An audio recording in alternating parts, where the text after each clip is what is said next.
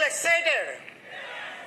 This couple, basically our family members and husband, mechanical engineer, wife, domestic engineer, and they are really hardworking with tremendous work ethics, 100% committed, focus for their goals and dreams. And I'll request my wife Jayashree to say few lines about the Lady Diamond. Well friends, lady diamond और कोई नहीं, मेरे अपनी छोटी भाभी है, ये मेरा छोटा भाई है। और जब भाई और भाभी फैमिली में बोलते हैं कोई नहीं आते हैं, लेकिन पता नहीं दिमाग में ये कुछ घुस गया। अगर दीदी और बहनों ही कुछ कर रहे हैं और आगे जा रहे हैं तो वो लोग भी आना शुरू किया। लेकिन उनका वर्क एथिक देखना चाहिए और उनको देखना भी चाहिए, उनसे सुनना भी चाहिए कि कैसे करके यहाँ पर आए हैं friends. And they are unique and they are unique. And on behalf of BWW, special flag for you. And उनके लिए उसके लिए स्पेशल जगह आपके घर में होगा पक्का। And here is Indubhushan Santarath, new diamonds. The highest reward for man's dedication to excellence is not what one gets from it, but what he or she becomes through it. Bill Britt. We are proud of your accomplishment and we love you.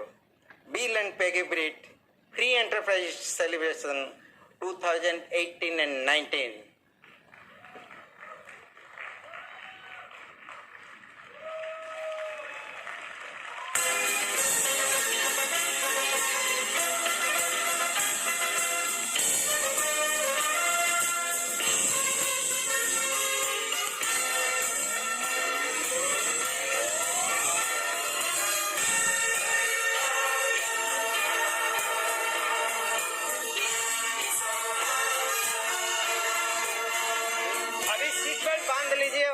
सुनिए। Wow, what A great feeling है। अब तक तो diamond बने गए होंगे सारे लोग, है कि नहीं? है उधर है कोई डायमंड बन गया? इधर में, ऊपर, आगे, सारे मिला के एक बार और। You are born diamond, you are born diamond, really it's a great feeling. नाम तो बता दिए, याद है लोगों को, हैं? चलो, सबसे इम्पोर्टेंट बिजनेस हमको घर में ही मिला। लेकिन उससे पहले थोड़ा मैं अपने बारे में कुछ बताना चाहूंगा कि बचपन से एक ड्रीम घुसा दिया गया था कि इंजीनियर बनना है। कितने लोग यहाँ इंजीनियर्स है? इंजीनियर्स कोई है? इंजीनियर्स थोड़ा आवाज कर सकते हैं? Absolutely, diamond engineers. नहीं तो बाकी इंजीनियर का मुंह नहीं खुलता है, बाहर जगह में खुलता है, यहाँ मतलब बिजनेस आने के बाद थोड़ा सा लगता है नहीं इंजीनियर है। तो हमारा भी ऐसे ही हाल था। तो घर में एक अच्छा वैल्यूज था। हम लोग 4 भाई बहन हैं, एक तो बहन तो देख ही लिए यहाँ पे, हैं? ऐसे बहन सबको मिले, हम भी दुआ करते हैं। सो बचपन बहुत अच्छा गुजरा। क्या अमीरी गरीबी कुछ याद नहीं था, याद नहीं है, क्योंकि लाइफ वाज, अभी किसके साथ कंपेयर करेंगे तब तो पता चलेगा ना।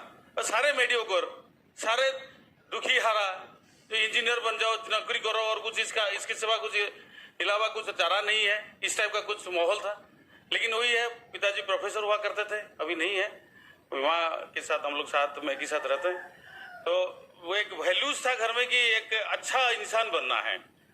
नौकरी तो करना पड़ता है, कि नौकरी के लिए पढ़ाई करना पड़ता है। तो नौकरी लग गई, उसके बाद अच्छा खासा नौकरी, ऐसे अच्छा खासा कभी होता नहीं है, नौकरी कभी अच्छा खासा हुआ नहीं आज के दिन में। वो अगर अच्छा है तो नौकरी नहीं है, नौकरी तो अच्छा नहीं है। क्योंकि जैसे लोग बोलते हैं कि रॉस आवर में गाड़ी कभी भागता नहीं है, लेकिन बोला जाता है कि रॉस आवर, जो गाड़ी धीरे चलता है उसी को बोलता है रॉस आवर। तो इसी प्रकार का जॉब को भी अच्छा होता नहीं है, बाद में पता चला। लेकिन जब कुछ नहीं था तो अच्छा है, क्योंकि 3000 रुपये मेरे को तनख्वाह मिला। मैं 28 साल पहले की बात कर रहा हूँ। अच्छा लगे, अमीर बन गए, लाइफ थोड़ा सा सेटल हो गया, अच्छा लगा, ठीक ठाक, बढ़िया। उसके बाद पता चला कि अच्छा है बुरा है। जब 1-2 साल निकला उधर, जैसे बॉस का प्रेशर आने लगा, बोला नौकरी है ही नहीं, मतलब अभी क्या, तो कुछ करना पड़ेगा, कुछ सोचना पड़ेगा। क्योंकि मरता तो क्या नहीं करता, करना पड़ता था, कुछ रास्ता नहीं था। शादी हुआ जिनसे तो आप देख ही रहे हैं, लेकिन मैं इनको देख के शादी नहीं किया था। हमको जो पूछा गया कि आपको अच्छा क्या लगा, शादी के जब तैयार हो गए कि यहाँ शादी करना है, तो सारे लोग पूछने लगे, दोस्त लोग पूछने लगे क्या अच्छा लगा। मैं बोला जिनको शादी करेंगे उनका माँ अच्छा लगी। तो आप भी हंस रहे हैं, वो लोग भी हंसे मेरे से। बोला क्या रीजन क्या है? बोला हंसने के नहीं है। और जब सांस जी मेरा देखने आए मेरे को, मैं जिस रूम में बैठा तो रूम में नहीं घुसे, वो पर्दा को थोड़ा साइड करके थोड़ा सा देख ले, बोला होने वाला दामाद कैसे हैं। तो वहीं से लगा कि नहीं चलो ठीक है, घर का अगर माहौल ऐसा है तो जिनसे हम शादी करने वाले हैं सी मस्ट भी थोड़ा सा शांत होगी।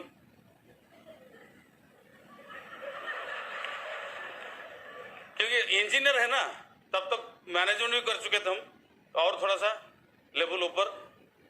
तो हमको लगता था कि मैं सबसे बाकी जो है मैं जो बोलूंगा वो करना चाहिए, बॉस को छोड़ के। तो घर में ऐसा कोई ना आ जाए कि फिर बॉस बन जाए, तो लगता था कि थोड़ा शांत होगी, जो बोलेंगे मान जाएगी। तो ये कभी हुआ नहीं, लेकिन जो ब्रीड में आए तब हुआ, पता चला। एक रियल वाइफ पता चलता है कि जब ब्रीड में आ जाते हैं। तो जिनको कुछ तकलीफ है तो उनको ब्रीड में घुसा दो ना। तो लाइफ वॉज गुड, बच्चा हो गए। तो उसके बाद में जब उसका पढ़ाई करने लगे तो थोड़ा सा तकलीफ लगा। बोला क्या करेंगे अभी, कुछ तो ऐसा यही जिंदगी 58 साल तक रिटायरमेंट, 60 इयर्स हम सेंट्रल गवर्नमेंट पब्लिक सेक्टर में थे। तो बोला 60 साल तक ऐसे करना पड़ेगा क्या? तो ये जिंदगी से थोड़ा मेरे को बाहर होना पड़ेगा। इसके मतलब उसके बाद में हमको लगा कि कुछ करे। दिमाग में जब कीड़ा घुसता है ना, अच्छा कीड़ा बुरा कीड़ा नहीं है, बुरा कीड़ा भी घुसता है तब भी तकलीफ है, अच्छा कीड़ा घुसता है कुछ करना है तो कहीं ना कहीं से दिमाग चलने लगता है, पॉसिबिलिटीज खोजने लगता है, क्या करे, कुछ रास्ता निकाले। किससे बात करते थे वही दिमाग में चलता था। जो जॉब जाते थे 7 बजे, आने का कोई ठिकाना नहीं था, लेकिन बाकी समय दिमाग में चलता था 24 आवर की कुछ करें। तो थोड़ा सा इनका सपोर्ट रहा, नौकरी वोकरी छोड़े, घर में भी सपोर्ट मिला। तो घर आगे भुवनेश्वर मेरा बेस है, मकान पिताजी का देवा मकान था। मैं बोला डिग्री एक तो ले ही लिया था, 2 डिग्री था उस समय। बोले कुछ तो कर लेंगे लेकिन नौकरी नहीं करेंगे। तो कंसल्टेंसी शुरू किए, 1-2 साल थोड़ा तकलीफ चला, लेकिन वो तकलीफ नहीं लगा मेरे को कभी जिंदगी में। क्योंकि मैं जो करता हूँ डिसीजन लेके करता हूँ। यहाँ पर जितने लोग बैठे हैं डिसीजन लेके किए हैं ना। तो यहाँ जो आने का जो तकलीफ हुआ, लाइन लगाना पड़ा, फॉग है, गाड़ी दिखता नहीं है, अभी तो कुछ लोग खाना नहीं खाए होंगे, तकलीफ लगता है। अगर आप डिसीजन लिए हैं तो तकलीफ नहीं लगेगा। अगर डिसीजन नहीं लिए हैं तो आपको लगेगा कि मैं कर क्या रहा हूं। क्योंकि ये जो बिजनेस हम बना रहे थे उस समय तकलीफ जैसा बात हुआ ही नहीं, मेरे को चैलेंज वाला बात हुआ ही नहीं है, नेगेटिव वाला बात हुआ ही नहीं है। क्योंकि मैं डिसीजन लिया हूं, मेरे को कुछ करना है। मैं यहाँ पर घास काटूंगा या बर्तन मांजूंगा या भीख मांगूंगा, लेकिन नौकरी में नहीं जाऊंगा, ये मेरा डिसीजन है। तकलीफ था, 1-2 साल बड़ा तकलीफ था। जब हम कंसल्टेंसी करते हैं, लोगों पर जाना पड़ता है, बात करना पड़ता है, वो सारी चीज था, लेकिन तकलीफ नहीं लगता था कि because it is my decision, I have to prove myself. मैं मेरा जिंदगी जीऊंगा, मैं बॉस के हिसाब से नहीं जीऊंगा। वो जब मन करेगा तब मैं खाना नहीं जाऊंगा, मेरे को जब भूख लगेगा मैं तब खाना खाऊंगा, मेरे को जिस दिन मन करेगा मैं उस दिन ऑफिस जाऊंगा। ये मेरा डिसीजन था, तो तकलीफ नहीं लगा। 1-2 साल थोड़ा सा बढ़िया से हम लोग काम किए, करते करते थोड़ा सेटल हो गया, सब कुछ बढ़िया लगा। उसके बाद में लगा कि हमको जो हम काम कर रहे हैं इज इट परमानेंट। मैं अगर आज काम नहीं करूंगा, कितना बड़ा डिग्री मेरे साथ हो, कोई तकलीफ ना हो जाए। क्योंकि मैं जो काम करता था उससे ये नहीं कि मैं सिंगल प्लेयर था, काफी सारा प्लेयर थे मार्केट में, कंपटीशन था, ऊंच नीच होता था। तो लगा कि कुछ ऐसा करेंगे कि इस सब के बाद में भी मेरे को पैसे का कोई तकलीफ ना हो, मेरे को किसी के पास हाथ ना बताना पड़े कि आज के लाख करोड़ रुपए लाखपति बन चुका हूं, लेकिन उसके बाद में जाके किसी को पैसा ना मांगना पड़े।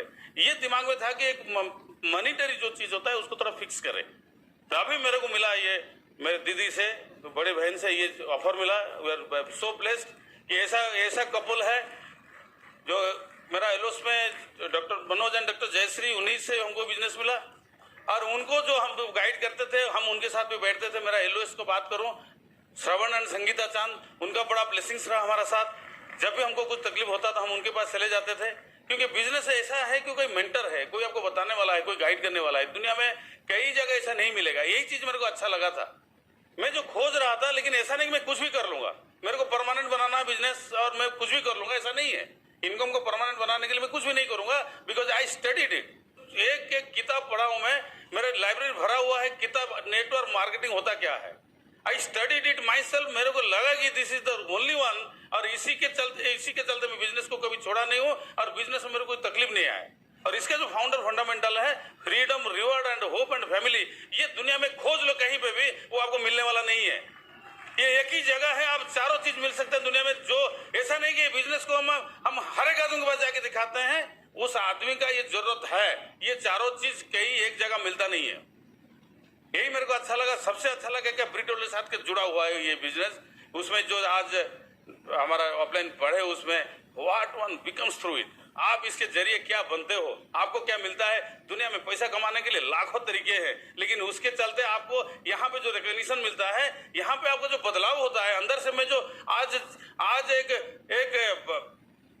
खोपड़ी बिगड़ा हुआ खोपड़ी से आगे जो सब चीज बन चुका हूँ। अभी जो मेरे को पहले से जानते थे और अभी जानते पता होगा कि इस इंसान को आदमी कौन बनाया। हम आदमी नहीं थे, हम कैसे बात करते थे, क्या था, तूफान चलता था मेरा मुंह से। मेरा क्या कैरेक्टर है, मेरा दीदी ज्यादा बोल सकते हैं, लेकिन जो मेरे को पहले से जानते हो बोल सकते हैं। लेकिन सबसे इंपॉर्टेंट है कि मेरे को ये लगा कि आप इसके जरिए क्या बन सकते हो। पैसा तो सारे जगह कमाया जा सकता है बंधु, लेकिन इसके जरिए एक इंसान बन सकता है, एक आदमी बन सकता है। एक सही ढंग से आप अगर किसी को कुछ बनाना चाहते हो, इसी के जरिए बना सकते हो। प्रोडक्ट को कभी मैं नहीं छोड़ा हूं। मेरे को जो प्रोडक्ट की बात आया, जो एसिड हमारा घर में पहले आया, मेरा कपड़ा नहीं धुलता था, उसमें मेरा गंदा कपड़ा होता था, क्योंकि पता था किस टाइप का आदमी रहा होगा हमें। मैं तो बताया, आपको अंदाज आ गया होगा। मेरा कपड़ा नहीं धुलता था उसमें, लेकिन मेरा एसिड नहीं बदलता था, मेरा कपड़ा बदल देता था। बोला इधर धुलता नहीं है, इसको फेंको, नया कपड़ा लाओ, लेकिन मेरा एसिड नहीं बदलेगा, कोई नींबू नहीं आएगा, कोई टिकिया नहीं आएगा घर में। ये सुन लो। जो घर में बर्तन मांगते, बोला ये मेरे से होता नहीं है, बोला बाई बदलो। बाई को करना है तो मेरे टिस्ट पे कर रहा होगा, नहीं तो वो बदलो, नहीं तो तुम खुद काम करो, नहीं तो मेरे लिए ला दो ग्लव्स, मैं बर्तन मांजूंगा, हाथ से नहीं, ग्लव्स के साथ। ये मेरा कमिटमेंट था कि ये मेरा लॉयल्टी था मेरा प्रोडक्ट के साथ, क्योंकि मेरे को पता हो गया था कि ये मेरे को जिंदगी देगा, ये मेरे को आगे लेके जाएगा, ये मेरे को शांति देगा, ये मेरे को पीस ऑफ माइंड देगा, मेरे को हैप्पीनेस देगा, मेरा भविष्य बनाएगा ये जो प्रोडक्ट शो है। दूसरी, जब मेरा कुक बोलता है तो इससे बिना तेल का कैसे होगा, मन से नहीं होता है, बोला कुक बदलो, खुद रोसाई करो, नहीं तो कुक बदलो, दूसरा लाओ। मेरा प्रोडक्ट नहीं बदलेगा। मेरा प्रोडक्ट आज देख रहे हैं, अच्छा लग रहा है, यहाँ अच्छा लग रहा है। बाल हो चाहे ना हो वहां पर लगेगा, लेकिन बाल कम हो जाए लेकिन हमारा यहाँ जेल कम नहीं होगा, जेल रहेगा। ये कमिटमेंट है हमारा। लग रहा है अच्छा लगा, थोड़ा ताली लगाओ तो। अरे इसमें पैसा खर्चा हुआ है, पैसा खर्चा हुआ है। प्रोडक्ट घर से नहीं बदलेगा, 100% प्रोडक्टिव। और बाकी ये सर्विसेज में जो अभी भी याद है, मेरा लांसर गाड़ी हुआ करता था, 10 लाख का गाड़ी लेके हम लोग जाते थे वहां पर, किसी को अमला तेल चाहिए फिर भी जाते थे। मेरा प्रोडक्ट अगर कोई मांगा तो मैं उछल लाता था वहां पर। मेरा प्रोडक्ट को जो प्यार करता है मैं उसी को प्यार करता हूं, चाहे कितना भी तकलीफ हो जाए। लेकिन मैं प्रोडक्ट का अगर मांगता है कोई ना, बोला अभी निकलो, 9:30 बजा है, फिर भी हमको जाना है, आके खाना खाएंगे, लेट नहीं हुआ है, वो कभी वो चीज हुआ नहीं है। बाकी रहा, इनके बारे में बात करेंगे। अच्छा लग रहा है? थोड़ा ये अच्छा थोड़ी लगा, ये तो यस बिजनेस इन्हीं से शुरू हुआ था। बाकी बाद में तो हम तो आगे थोड़ा ब्रीड का ये देखते हुए सब कुछ बढ़िया लगा, सब कुछ वो सब देख के आगे। लेकिन इनसे बिजनेस शुरू हुआ था, जो I am thankful to her कि ऐसा कुछ चीज हम बिजनेस घर में आया। And she is not a business women. आपको लग रहा होगा कि बोलते हैं कि बिजनेस वुमेन नाम और profession, but she is a complete lady. अभी हमारा घर में एक बेटा है हमारा, हम जो जन्म हुआ है हमारा घर में, लेकिन वो और 2 बेटे को संभालता है। एक 53 साल का एक छोटा सा बच्चा, और एक 85 साल का एक छोटी सी बच्ची मेरी माँ है। सारे यही संभालती हैं, हम कुछ नहीं करते हैं। उनसे सुनना चाहेंगे? Yes, I am very thankful to you. आपके लिए जो चाहे सब कुछ करेंगे। I love you. Oh, I love you too. Thank you so much. तो ये स्टेज चाहिए सबको, आंख में आंसू आ रहा है, हमको भी जब से बिजनेस समझ में आ गया था, जितने बार एफईडी देख रहे थे तो आंख में आंसू आ रहा था, किस दिन ये स्टेज हमारे लिए बनेगा। और एक दिन अगर हमारा बना, अगर आप लोग उस विश्वास के साथ यहाँ बैठे हो और आंख में आंसू आ रहा है, तो ये स्टेज आप लोगों के लिए भी है। सबके लिए एक ना एक दिन है, लेकिन उस एक ना एक दिन के लिए अपने आप को यहाँ वेट करके बैठना पड़ेगा, क्योंकि देने वाला जो है वो ऊपर बैठा है, वो देख रहा है कब किसका टर्न आ रहा है, और उस टर्न के लिए हमको तो वेट करना ही पड़ेगा। इसलिए हम लोग भी बहुत वेट किए थे और आज यहाँ पहुँचे हैं। लेकिन जिस सपने के लिए हम बिजनेस को शुरू किए थे, उस सपना को पहले आप लोग से हम अब मिलाएंगे। देखना चाहोगे? क्योंकि हमारा बिजनेस शुरू होता है सपना में, खत्म भी होता है सपने में। सपने को छोड़ के हम रह नहीं सकते, और सपना के बारे में जब रोना आता है, हम रो भी नहीं सकते हैं, क्योंकि अगर रो लेंगे, आंख में आंसू हो के पानी हो के, शायद हमारा सपना धुल जाए, इसीलिए हम रोते भी नहीं थे। और सपने को अपने अंदर दबा के काम करते थे। मेरे सपने को मिलना चाहोगे आप लोग? तो आप लोगों के मदद के साथ हम अपने सपने को स्टेज पे बुलाएंगे। He is none other than our son, Ishan on the dais.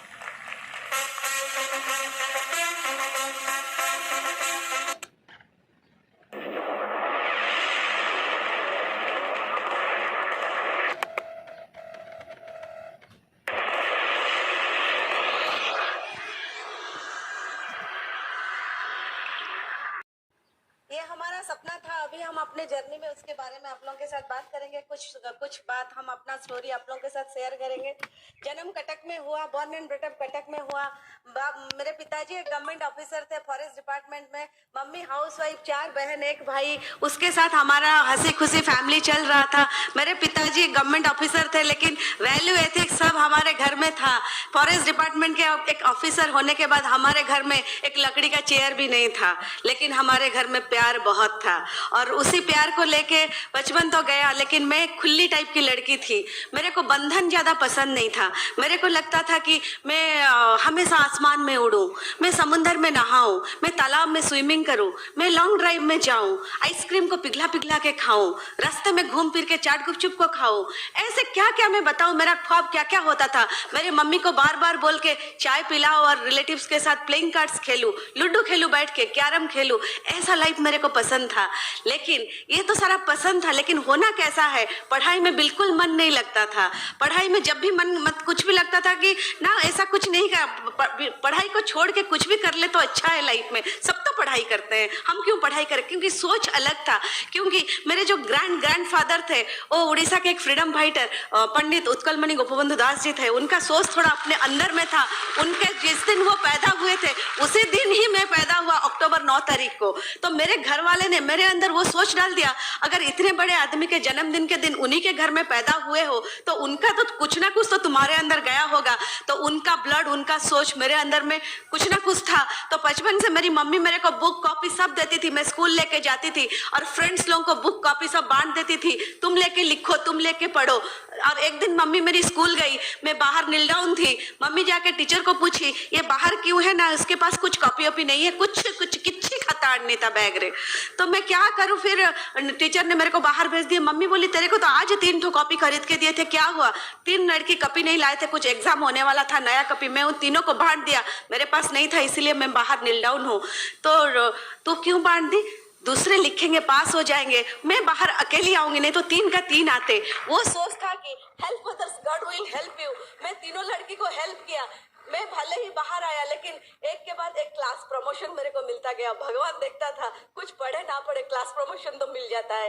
लेकिन इतना कुछ पढ़ाई नहीं होते हुए लगा कि कुछ एनसीसी ले लूं, मार्क ऐड हो जाएगा क्लास में। 5% 10% मार्क ऐड होता था सर्टिफिकेट्स बीएससी लेने से, वो होने से और कुछ परसेंटेज बढ़ जाएगा तो अच्छे कॉलेज में सीट मिल जाएगा।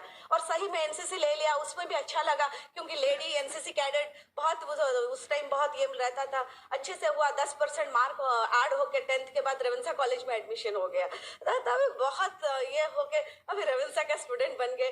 तो चलो वो सब पढ़ाई वढ़ाई तो चल रहा था, तभी आया शादी का टाइम। जब शादी का टाइम आया मम्मी के पास, तो हम हमेशा बोलते थे मेरा इतना ख्वाब है, ये है वो है, लेकिन जब लड़का खोजने लगे तो बहुत मिला रिजेक्शन। तो रिजेक्शन, कोई लड़का बोला साइंस पढ़ा नहीं है, कोई लड़का बोला ये गोरी नहीं है, कोई बोला हाइट कम है, तो ये लड़की को कैसे शादी करेंगे। बहुत सारा लड़का मेरे को रिजेक्ट किया। तभी जब रिजेक्ट होता था और कोई भी लड़का आता था, मेरे मम्मी पापा फिर मेरे को बोलते थे आज कोई देखने वाले हैं, तो फिर वही सज धज के उनके सामने बैठना पड़ता था मेरे को। और मेरे रिलेटिव्स लोग बोलते थे जो उस टाइम रहते थे कि बहुत अच्छी लड़की है, बहुत काम करती है, बहुत सब कुछ है, बुनाई कढ़ाई सब जानती है, झाड़ू पोछा सब कर देगी आपके घर का। जितना मेरा तारीफ करना था करते थे, लेकिन कोई वही कुछ कुछ मना करके चले जाते थे। लेकिन फ्रेंड्स, अभी जब मैं सोचती हूँ तो मेरे पिताजी, मेरे रिलेटिव्स लोग कुछ खराब करते थे क्या मेरे लिए वो सही लड़का ढूंढ रहे थे और उसके सामने उनकी बेटी के अंदर क्या क्वालिटी है बता रहे थे। अभी हम लोग क्या कर रहे हैं, अपने प्रोडक्ट्स को लेके किसी के पास जाते हैं बोलने के लिए, हम अपने प्रोडक्ट्स के बारे में अच्छा बोलते हैं, कुछ खराब करते हैं क्या? लेने वालों को पसंद नहीं आता है। लेकिन वो जो लड़का मेरे को रिजेक्ट किया है उसको मालूम नहीं था एक डायमंड लेडी को वो मिस कर रहा है। वैसे ही फ्रेंड्स, अभी कोई भी आदमी, कोई भी लेडीज, कोई भी जेंट्स अगर हमारे प्रोडक्ट्स को, हमारे सिस्टम को मना कर रहा है, उसको अभी मालूम नहीं है इसका वैल्यू क्या है। अभी अगर वो वैल्यू समझ में आ जाएगा, क्योंकि इतने लड़के को दिखाने के बाद मेरे मम्मी पापा को अगर इंदू जी मिल गए, वैसे ही बहुत सारे लोगों को दिखाने के बाद हमको 6 डिस्ट्रीब्यूटर पक्का मिलेंगे, हम पक्का डायमंड जाएंगे। जैसे मेरे को इंदू जी मिले, आप लोगों के लिए सब कोई एक इंदू जी पक्का है आपके डायमंड लेके जाने के लिए। क्योंकि अगर मेरे पापा मम्मी मेरे बेटे की, क्योंकि तभी मैं सोचती थी मेरे अंदर क्या अच्छा क्वालिटी नहीं है, वो अच्छा क्वालिटी था, लेकिन कुछ अच्छा क्वालिटी को परखने के लिए अच्छा आदमी चाहिए। वैसे ही अच्छा प्रोडक्ट्स को यूज करने के लिए अच्छा आदमी चाहिए जो प्रोडक्ट्स का वैल्यू समझ सके, उसको लेके यूज कर सके। इसीलिए वहां पे हमको डिस्करेज होने का नहीं है, क्योंकि हमको मालूम है अगर एक लड़की है संता नाम की, उसके लिए इंदू है। तो अगर हम डिस्ट्रीब्यूटरशिप लिए हैं 6 डिस्ट्रीब्यूटर, तो हमारा प्लैटिनम का नाम लिखा हुआ है। हमको वो भगवान के टाइम के लिए वेट करना पड़ेगा कि जो भगवान हमको उसको दे देंगे। तो फिर शादी हो गया इंदू जी के साथ। शादी होने के बाद फिर जॉब, लाइफ, ये सब चला। ईशान भी लाइफ में आ गया फ्रेंड्स। जब ईशान हमारे लाइफ में आया, वो भगवान का ब्लेसिंग हमारे साथ था। जब वो पैदा हुआ, कुछ फिजिकल चैलेंज को लेके पैदा हुआ, वो भगवान को मंजूर था, हमको मंजूर नहीं था। जब वो चलने का टाइम आया, चल नहीं सका, तो बहुत सारे लोग मेरे को पूछे उसको पोलियो हो गया है क्या। बहुत सारे लोग मेरे को बोले वो आप नॉर्मल चाइल्ड नहीं है, आप नॉर्मल चाइल्ड है। बहुत सारे मेरे को बोले वो स्पेशल चाइल्ड है। मेरे कुछ रिलेटिव्स भुवनेश्वर में एक ऐसा स्कूल है, वहां लेके उसको एडमिशन भी करवा दिए, वो स्कूल में वो पढ़ेगा। दूसरे बच्चे को देख के मेरे को बहुत डर लगा, मैं वहां से उसको उठा के ले आई। भले मेरा बच्चा पढ़े ना पढ़े, लेकिन उस स्कूल में मैं नहीं भेज सकती। मेरा बेटा नॉर्मल है, मैं उसको नॉर्मल स्कूल में भेजूंगी, चाहे कोई भी कुछ बोल दे। तो हम लोग उसको नॉर्मल स्कूल में एडमिशन करवाए। उसके बाद में बड़ा होते गया, उसको किट इंटरनेशनल स्कूल में पढ़ाया हम लोग। तभी मेरे को बहुत लोग बोलते थे हमारा महीने का खर्चा उतना नहीं है, जितना नहीं है तुम उतना का खर्चा करके उतना लोअर क्लास में उसको किट इंटरनेशनल में क्यों पढ़ा रहे हो। हम उसको वो बोले थे वो मेरा सपना है, और जो सपना है उस सपने के लिए हम कुछ भी कर सकते हैं। व्हाटएवर इट टेक्स, हम सपना के लिए कुछ भी कर सकते हैं। जब उसको समझ में आया, वो मेरे को पूछा कि घर में, क्योंकि ये सारा बात ना अभी जब हमारा डायमंडशिप खत्म हुआ उसके साथ हम खुल्लम खुल्ला बात किए, तभी मैं ब्रिज स्टेज से आप लोगों को बता पा रही हूँ। मेरे को वो पूछा वो कहीं की सीधा चाली बारू नहीं, ମୁଁ କାହିଁକି ସ୍ପୋର୍ଟସରେ ମୋ ସାଙ୍ଗମାନଙ୍କ ସାଙ୍ଗେ ଦୌଡ଼ି ପାରୁନି, ଦୌଡ଼ିଲା ବେଳେ ମୁଁ କାହିଁକି ପଡ଼ି ଯାଉଛି, ମୁଁ କାହିଁକି ସେମାନଙ୍କ ସାଙ୍ଗେ କ୍ରିକେଟ ଖେଳି ପାରୁନି। ମୋ ସାଙ୍ଗମାନେ ବହୁତ ସାରା କ୍ୱେଶ୍ଚିନ୍ ମତେ କରୁଛନ୍ତି। ମୋ ସ୍କୁଲରେ ମତେ କହୁଛନ୍ତି ମୁଁ फिजिकल हैंडीकैप्ड पिला ହେଇଛି ବୋଲି। एक ही आंसर मेरा उसके लिए था, तू पैदा नहीं हुआ है चलने के लिए, तू पैदा हुआ है आसमान में उड़ने के लिए। तू पैदा हुआ है आसमान में उड़ने के लिए, तू मेरा सपना है और इस अपॉर्चुनिटी के वजह से हम तुमको आसमान में उड़ाएंगे। और बहुत सारे साधारण बच्चे जो बहुत सारे कॉमनली पैदा हुए हैं और बहुत अच्छे स्कूल में पढ़ रहे हैं, भगवान करे सब अच्छे से ग्रो करे, लेकिन उस सब बच्चों से तुम ऊपर रहेगा। तो लाइफ में कुछ बन के, बहुत कुछ बन के, बहुत लोगों का लाइफ चेंज करेगा। उस सपने के लिए हम बिजनेस बिल्ड किए फ्रेंड्स। जब बिजनेस बिल्ड किए, और एक सपना मेरा जो था, मेरे पापा जी जो मेरा बहुत बड़ा इंस्पिरेशन, बहुत बड़ा मोटिवेटर थे। बिजनेस बिल्ड करते गए, अप एंड डाउन चलता रहा, सब कुछ था। एमरल्ड बने, एमरल्डशिप के टाइम में वो हमारे पास थे और हम उनको प्रॉमिस किए थे कि बहुत जल्दी हम डायमंड जाएंगे। और हर बार वो इतना बड़ा इंजीनियर को शादी करवाए थे, नौकरी वोकरी छोड़ के आ गया। कुछ पैसा वैसा आ रहा है कि नहीं आ रहा है, तो स्टेटमेंट हमारा देखते थे कितना पैसा आ रहा है। लेकिन जब डायमंडशिप का बात हुआ, हम उनको प्रॉमिस किए थे 2015 सितंबर को। आप लोग सोचते होंगे ये लेडी तो हमेशा हंसती रहती है, दांत दिखाती है, एक्साइटेड है, इसके साथ कुछ चैलेंजेस नहीं आता होगा। चैलेंजेस आता है फ्रेंड्स, लेकिन हम चैलेंजेस को चैलेंज नहीं लेते हैं। चैलेंज को हम अपना सोचते हैं कि ये हमारे लिए कुछ प्रूफ करने का रास्ता है। अगर चैलेंज, समस्या सबके लिए आता है, लेकिन समस्या को हम लोग और ज्यादा खराब सिचुएशन में खींच के ले आते हैं कि मेरे साथ ये हुआ, ये हुआ, ये हुआ करके। क्योंकि हमको सोचना चाहिए हर काली अंधेरी रात के बाद एक बढ़िया सा सुबह आने वाला है। इसीलिए अगर चैलेंजेस आता है, उसके बाद सक्सेस ही सक्सेस ही सक्सेस है। तो 2015 को हम लोग डिसाइड किए सितंबर में इस बार पक्का डायमंड जाएंगे। और डिसाइड करके बिजनेस शुरू कर रहे थे कुछ कुछ करके कि क्वालिफिकेशन स्टार्ट करेंगे। दिसंबर 31 तारीख 2015 12 बजे मेरे पापा मेरे को विश किए, सब कुछ किए। 1 जनवरी के सुबह उठे, मैसिव हार्ट अटैक, चले गए। लगा कि और बिजनेस हम नहीं करेंगे, क्योंकि वही तो मेरा मोटिवेटर थे। मेरे को बोलते थे बिजनेस नहीं करेंगे हम, और बिल्कुल नहीं करेंगे। मीटिंग में जाते थे, लेकिन कुछ बोलना ना, बिजनेस तो नहीं करना है, ग्रुप के लिए थोड़ा बहुत ऐसे करके जाते थे। लेकिन वही ग्रुपमेट्स मेरे को बोलने लगे, हमको जो सपना देखा है उसका क्या होगा, क्या होगा मेरा बच्चे का सपना, क्या होगा मेरा गाड़ी, क्या होगा मेरा घर, जो सपना दिखाए हो वो सब कहाँ जाएगा, तुम बड़ा सेल्फिश हो। तो हम सोचे हम तो सेल्फिश नहीं है, सिचुएशन के मारे सेल्फिश हो गए थे। लेकिन गिरना तो हमारे हम आदमी लोगों के फितरत में है। गिर के पड़े रहता है वो कमजोर कायर होता है, और हम कमजोर कायर वालों में नहीं थे। हम गिर के पड़े रहे, लेकिन पड़े रहना हमको पसंद नहीं था। उसके बाद हम उठना शुरू किए, क्योंकि तभी मेरे को शाहरुख खान का एक सिनेमा याद आ गया।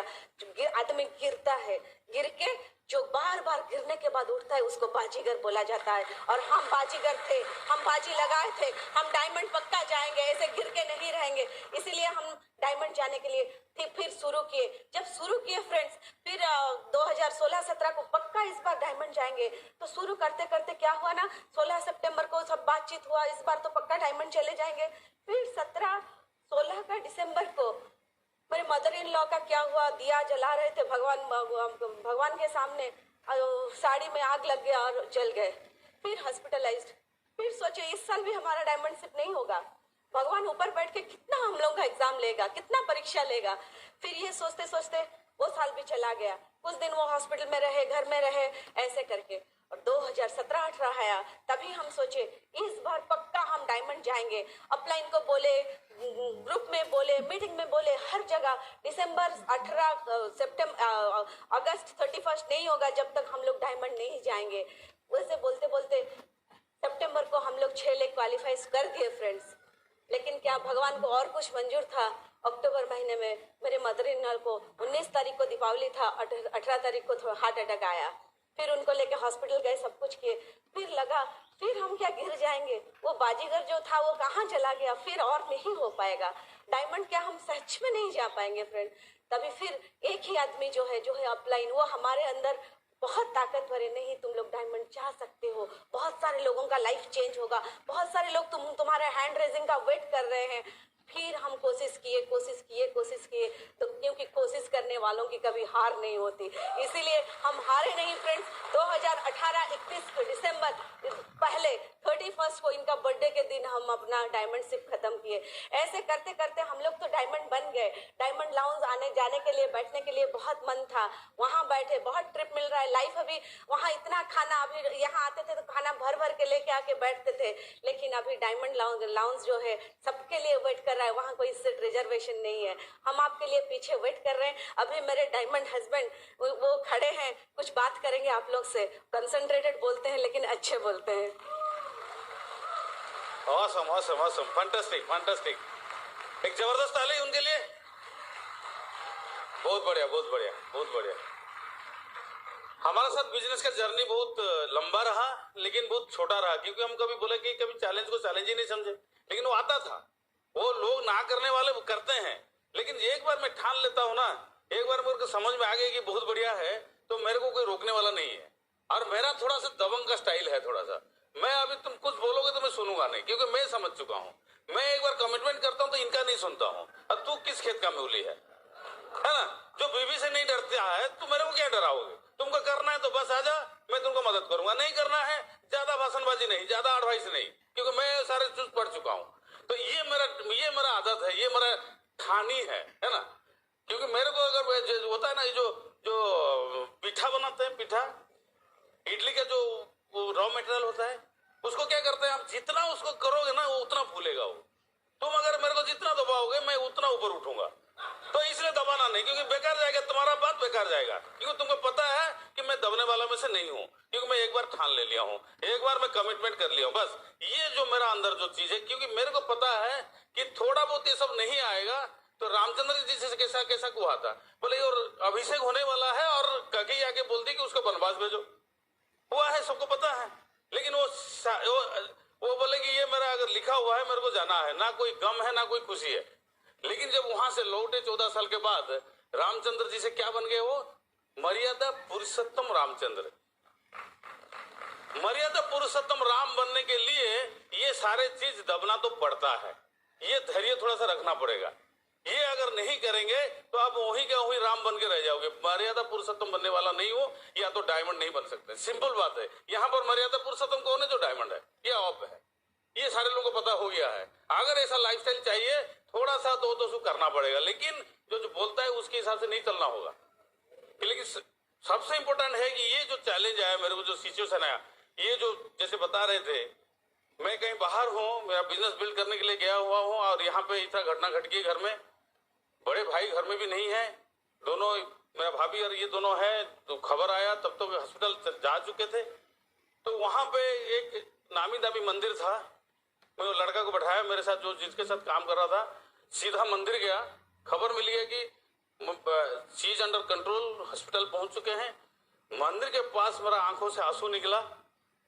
मैं बोला, हे माँ, तेरा बेटा का मैं यहाँ ख्याल रख रहा हूँ, तुम मेरा माँ का वहां ख्याल रख, और मेरे जाते जाते कुछ नहीं होने वाला है, सब कुछ बढ़िया रहना चाहिए। मेरा वो दम था कि मैं जो चीज में काम कर रहा हूँ, सारे ऊपर वाले हमको देख रहे हैं, तो ऑटोमेटिकली मेरे को मदद करेंगे ही करेंगे। मेरा चीज में जो मैं काम करता हूँ, यहाँ पे जैसे बात हुआ कि दूसरा उनको जब हार्ट अटैक आया, आईसीयू में 17 दिन हम वहां जाते थे, केयर लेते थे, सब कुछ करते थे, बिजनेस बना रहे थे, सब कुछ चल रहा था।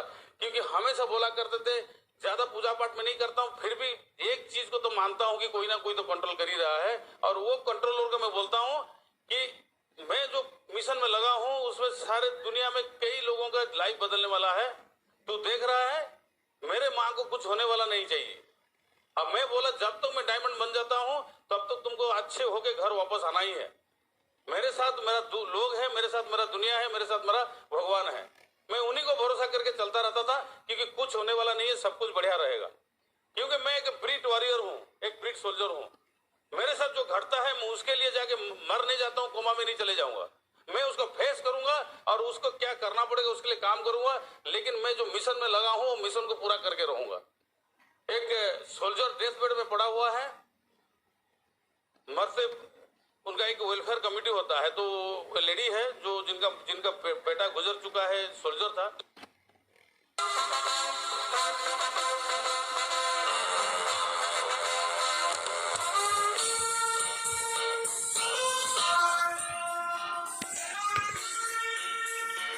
है बोला बेटा क्या है, कहाँ पे हो, क्या हो, एड्रेस लेके तुमसे मिलना है मेरे को।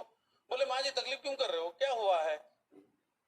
मेरे को थोड़ा सा यहाँ पे सर में थोड़ा चोट लगा है, मेरा बाएं हाथ में फ्रैक्चर हुआ है, स्टोमक में एक ऑपरेशन हुआ है, और मेरा दाएं पैर जो है वो मैं माइंस के ऊपर पैर रख दिया था तो दाएं पैर मेरा उड़ गया है। हुआ क्या है? कुछ तो हुआ ही नहीं है, क्यों आ रहे हो देखने के लिए? आई एम ओके, ऑलराइट, कोई तकलीफ नहीं है, you take your own time, अच्छे काम करो। ये जो एटीट्यूड है वो सोल्जर का, ये एटीट्यूड आप ब्रिट सोल्जर के अंदर है क्या? कितने लोगों को ये एटीट्यूड है कि कुछ भी हो जाए दुनिया में हम तो डायमंड बन के रहेंगे? कितने लोग डायमंड हो चुके हैं अब तक? कितने लोग और एक बार चिल्ला के? एब्सोल्युटली ये एटीट्यूड बना के रखिए। हर ये डायमंड स्टेज आपका इंतजार में है, काम करते रहिएगा, एटीट्यूड मत बदलिए, जो भी हो जाए हमको आगे बढ़ना होगा।